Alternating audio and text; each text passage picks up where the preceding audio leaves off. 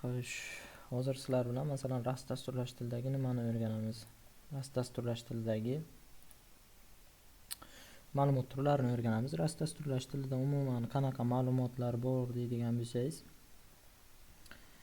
Rust dasturlash tilida ma'lumotlar turlari bor. Masalan, integer ma'lumot turlari bor. Integer ma'lumot turlari qanaqa? Xo'sh, integer ma'lumot turlari o'zi nima? Integer ma'lumot turlari raqamlarni saqlaydi, faqat raqamlarni. Raqam ko'rinishida saqlaydi, xotirada yoki dastur o'zida raqam ko'rinishida saqlaydi. Bir gap birini qo'shib, javobini 2 qilish integer ma'lumot turlari bilan bo'ladi. Masalan, umuman integer raqam turidagi ma'lumotlar bilan bo'ladi. Raqam turidagi ma'lumotlar shunaqa ishlaydi. Bundan tashqari boolean bor, string bor. Masalan, boolean yoki string haqida keyinroq gaplashamiz. Hozircha Rust dasturlash tilidagi integer ma'lumot turlarini ko'rib chiqamiz. Rust dasturlash tilida integer ma'lumot turlari bir qancha turlari bor. Ular masalan oddiy integer 1, 2 yoki shunga o'xshagan float turlar bor. Floatlar qanaqa bo'ladi? 3.14 masalan bu float 3.14 bu float raqam. Haqiqiy son deydi, adashmasam o'zbek tilida. Haqiqiy son. Yana signed and unsigned degan turi bor. Signed and unsigned nima degani? Signed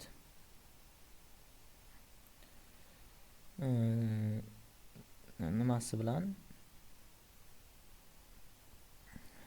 unsigned ni farqi desa, birida negativ qilish mumkin, birida negativ qilish mumkin emas. Birida negativ qilish mumkin, birida negativ qilish mumkin emas. Masalan, bir o'zgaruvchi och bo'lsak, let kalit so'zi bilan x deymiz uni va data type u. Xo'sh.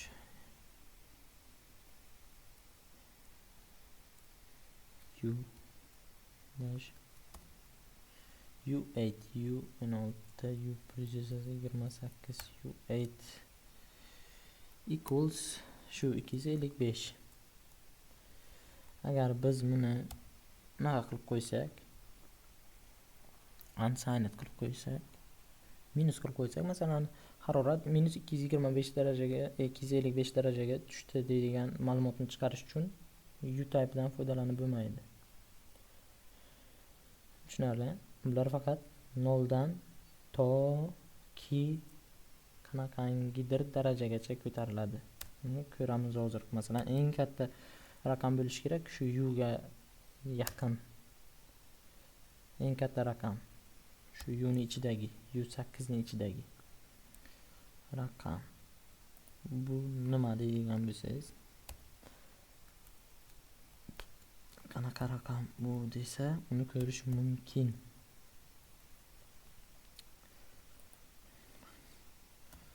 Raqamimiz u8.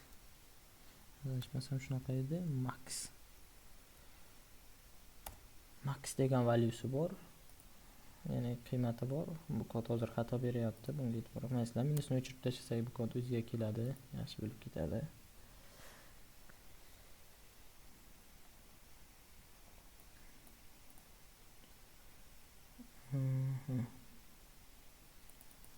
Demak, adashmasam buni max valyusi ham shu 255 ekan. Buni qayta chiqarsak, buni kommentariyaga oldim. Bu kommentlarda menimcha hozir aytib o'tishim kerak kommentariyalarni. Nima? Hozir qanaqangi bunaqa tez kommentariyaga oldim desa, Ctrl bilan slash ni bosdim. Bu ID ni o'zida bor funksiyasi shu qatorni kommentariya qilib beradi. Masalan, bir dunyo masalan Ctrl D funksiyasi bor. Shuni bu nima qiladi? Duplikat qiladi. Oddiyroq qilsa Ctrl D qatorni duplikat qiladi. Shu qatorni belgilayman. Ctrl D bir dunyo printlar bor bizada bunaqa. Tushuntirish uchun shunaqa hozircha. Masalan, bizga faqat ikkita print yoki 3 ta print kerak qolganlari endi ortiqcha ekan. Umuman bu kod ma'nosida kelyapti. Aynan print qanaqangidir kod bu yerda nimalardir e'lon qilingan qanaqangidir funksiyalar shular kerak emas ekan. Yuqoridagi qanchadir va shunga keltirib belgilab Ctrl/ni bossak bu bizga shu qatorlarni o'chirib kommentariyaga olib beradi. Kommentariyaga olingan kodlar qanaqa bo'ladi desa, faqat dasturchi o'qishi uchun bo'ladi. Faqat dasturchi o'qishi mumkin. Boshqa narsaga hech qanaqangi yordam bermaydi. Qanaqangidir shu yerda men U8 dagi eng yuqori ma'lumotni berdim deyish mumkin. Qanaqangi bo'ladi u? Masalan, men keyingi qatorda U8 tipidagi eng yuqori sig'imni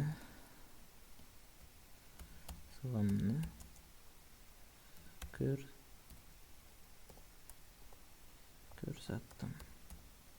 Eng yuqori sig'imni ko'rsatdim.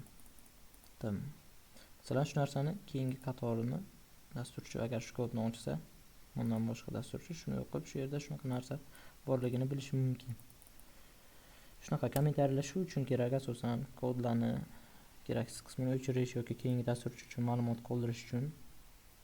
Ular faqat o'qiladi, buni kompilator ignor qilib tashlaydi. Kod deb o'ylamaydi bu narsani. O'chirib tashlaydi o'zidan. Xo'p, kommentariyalar shunaqa. Masalan, menga bu kommentariyalar bir qatorli kommentariyalar deyiladi. Hozir masalan, amma bu print keraksiz printni shunaqangi olib shuni o'chirib tashlashdan bu qator, masalan bu kommentariy shu qatorni o'zida tugadi. Hozir ID masalan men olib tashlaganimda o'zi yopib berdi. Aslida bunaqa emas. Oddiy nimalarda bunaqa bo'lmaydi. Bu narsani bilinglar. Kommentariyalarning yana bir turi bor. Shunaqa. Mana. Endi qanaqa o'zgarish bo'ldi? Butun bu faqat shu qatorni emas. Butun o'zidan keyingi qatorlarni hammasini kommentariy qilib qo'ydi. Xo'sh, endi bu kommentariy hamma kodimni kommentariy qilib qo'ydi. Men dasturimni keraksiz qismini faqat kommentariy qilmoqchiman desangiz, shu hozir aslida ID buni yozib berdi, men yozmadim, buni bilasizlar. Iloji boricha men videolarimni montaj qilmayman. Montaj qilsam shunaqangi bir kerakli joylarni o'chirib yuborishim mumkin. Qanaqadir o'zimga yoqmay qoladi-ku, shu kerakli bo'lishi mumkin. Shuning uchun montaj qilmayman oldin. O'tgan darslarimda ham iloji boricha montaj qilmaganman. Umuman qilmasam ham kerak bu darsni. Chunki hayotiy qanaqadir kamchiliklari bilan darslar menimcha qiziqroq. Shunaqangi qilib yopiladi. Oldin yulduzcha, keyin slash. Slash bo'ldi. Keraksi faqat shu yerdan ochilib, shu qatorgacha ishlaydi bu kommentariy. Shunaqa. Xo'sh. Buni belgilab o'chirib borishimiz mumkin. Kerak emas menga kommentariyalar. Hozir kommentariyni buni kommentariy qilib qo'ydik va biz ko'rdikki nima ekan? U8 tipidagi ma'lumotni eng maksimumi 255 ekan. 255 raqamgacha bo'lgan ma'lumotni saqlashi mumkin. Lekin agar men buni U128 ga ko'tarsam, bum, tayyor turasizlar hozir nima bo'lishiga. Bu qanaqangi sonligini men o'qishni bilmayman. Matematikani 3 ga o'qiganim uchun emas-u, lekin 5 ga o'qiganlar ham buni ancha vaqtini sarflab o'qiydi. Shunchalik katta ma'lumotni o'zida saqlash mumkin. U128 tipi. Xo'sh, U128 tipi shunaqa. Xo'sh. Endi ko'rdik. Buni ko'rib chiqdik. Xo'sh, endi men deylik Rust embedded uchun yaxshi, masalan, hardware sxema dasturlash uchun robototexnika uchun deb ketay, inglizcha terminadan qochib. Manga termin nima deydi, temperaturani o'lchaydigan, shu minusni ko'rsatadigan, masalan -5, 10 ni ko'rsatadigan ma'lumot tipi kerak desam, qanaqangi ma'lumot tipi ishlatishim kerak? Shu payt meni oldimga keladi i8 ma'lumot tipi. i8 ma'lumot tipi. i8 ma'lumot tipi. Endi buni minus qilib ko'ramiz. Bum, hech qanaqa o'zgarish yo'q va biz buni i8 ni chiqarib ko'ramiz. Print i8 sun'iy intellekt yordam berdi. Men aslida buni yozish kerak edi. Sun'iy intellekt yordam berdi hozir. Qanaqandir chalkashlik bo'lmasam, bu pauza qilingan ekan yoki boshqa narsa degan. Minus raqam bilan ishladi terminalimiz. Minus 127 ni chiqardi. Hech qanaqangi xatosiz. Agar bu yerda ko'rdik, yurimiz bilan ko'rmadik, qanaqandir buni minus bilan qanaqangi xato beradi deb, lekin umuman ko'rdik, ikkita xatosi bor. Terminal editor o'zi aytdi, IDE aytdi. Xo'sh, cannot apply unary operator dedi. Ya'ni minus bir olmaysan bu tipdagi ma'lumot turiga dedi. Unsigned values cannot be negated. Negated qilolmaysan bu narsani dedi. Va shunaqangi xato deb berdi. Agar buni hozir bossam, adashmasam meni brauzerga olib o'tadi. Brauzerga olib o'tdi meni. Sizlarga ko'rmasligi mumkin. Va error kod haqida ma'lumot berdi. Rastrover endi bu faqat shu rast uchun nima qilingan, ishlab chiqilgan maxsus dastur. IDE ancha rivojlangan. Boshqalarida bunaqa bo'lmasligi mumkin. Shu narsani ham hisobga olinglar. Har doim buni aytib o'tayapman. Xo'sh, yana bir ma'lumot nimasini ko'ramiz. Let deymiz. Bu o'zgaruvchi e'lon qilish uchun qo'yiladigan, shu qatorda o'zgaruvchi e'lon qilinyapti degan ma'noni bildiradigan narsa let degan. Let. Xo'sh, float 32 3.14. Bu ham sun'iy intellekt. Endi bu sun'iy intellekt ma'lumotlarni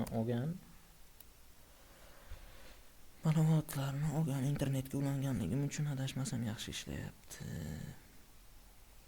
Bum, 3.14 aytganimday haqiqiy son. Haqiqiy sonni ko'rsatdi. 3.14. Xo'sh, bu nima deb o'ylaysizlar? Minus qilsa bo'ladimi, yo'qmi? Javoblaringizni aytinglar tezroq.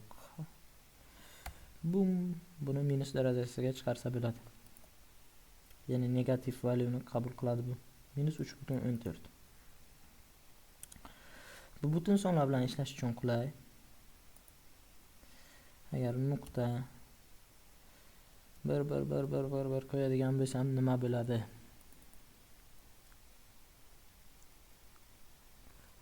Save cannot a.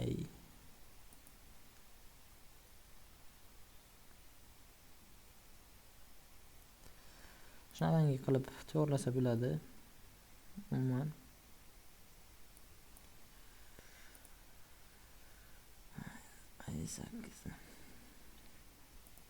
lekin ko'rsatmadi. Shunaqa xotiraga saqlangani bilan buni ko'rsatmadi. Bu unchalik to'g'ri narsa emas. Har bitta ma'lumotning o'zining tipi bor. Shu bo'yicha saqlanadi. Endi masalan float 32 ni maksimum nimasini ko'ramiz. Println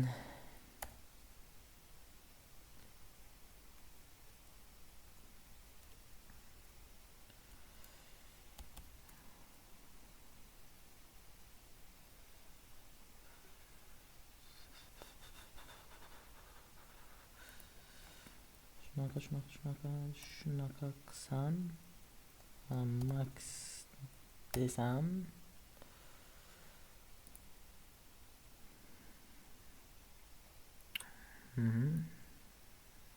demak shunaqangi darajadagi ko'plikdagi ma'lumotni o'ziga sig'dira biladi. Umuman istalgan ma'lumot turiga kelib max valyusini bersangiz, Rust dasturlash tilida maksimum valyuni, maksimum qiymatni ko'rsatib beradi. Shunaqa o'zgaruvchilar tiplari shunaqa. Bundan tashqari masalan boolean tiplar bor. Uni keng darsda o'rganamiz. Boolean tiplar bor, boshqalari bor. Hozircha shunaqa. Bu o'zgaruvchilar faqat raqamlar. Raqamlar uchun ma'lumot tiplari. Ma'lumotlar dasturga qanaqangidir tipda kiritiladi, qanaqangidir tipda chiqariladi yoki ma'lumot chiqarib beradi dastur. Ma'lumot masalan sizni masalan o'sha temperaturangiz datchik nima qiladigan termometrning datchigi o'zgaruvchi ma'lumotda. Bu yozda yoki qishda boshqa xil ma'lumot ko'rsatadi. Oddiyroq qilib aytsak, u o'zgarib turadi, lekin shu o'zgarib turgan ma'lumot qanaqangidir bo'lishi kerak-ku. Masalan, float bo'lishi mumkin. 36.6 edimi, qanaqa edi? Odam temperaturasi 36.6 shunaqa edi adashmasam. 36.6 temperaturani ko'rsatish kerak. Bunga eng mos ma'lumot tipi qanaqa? Bunga eng mos ma'lumot tipi 36.6 ga eng mos ma'lumot tipi bilganlaringizdek float. Float ma'lumot tipi o'rtacha to'g'ri keladi bunga. Ya'ni float ma'lumot tipi hozir 32 taligini ko'rdik. 32 tadan boshqalari ham bor. Adashmasam float 16 dan boshlanardi. Aniq yodimda yo'q. Floatni 16 taligini yoki boshqa 32 dan boshqasini umuman ishlatmaganman-da.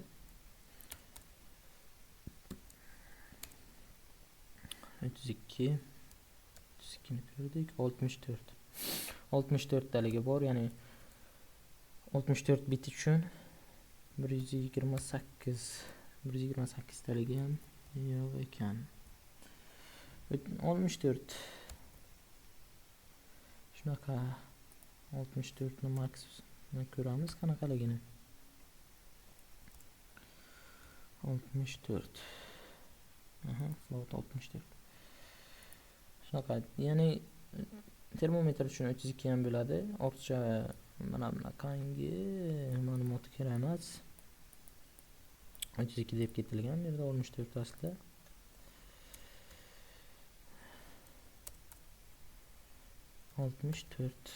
Xo'sh. Bunaqangi uzun ma'lumotni masalan Arduino'da ishlayotganingizda, uni masalan xotirasi cheklangan kilobayt, uzog'i bilan megabaytga boradi. Aniq informatsiyam yo'q hozir. Uzog'i bilan megabaytga boradigan narsa uchun mana bu narsa umuman ortiqcha keraksiz narsa. Mana buncha nol yoki bu hozir aslida qanaqangidir nolga qanaqangidir raqamlar bo'lishi mumkin. Shuncha uzunlikdagi ma'lumotni qo'yish noto'g'ri. Kichigi 8 dan eng yuqorisi 128 gacha bo'ladi ma'lumotlarning bitini. Rust dasturlash tilida. Darslar cho'zilmasin, keyingi darsga ko'rishguncha keyingi darsni o'tamiz. Keyingi darsimizda yana boshqa o'zgaruvchi turlari haqida gaplashamiz.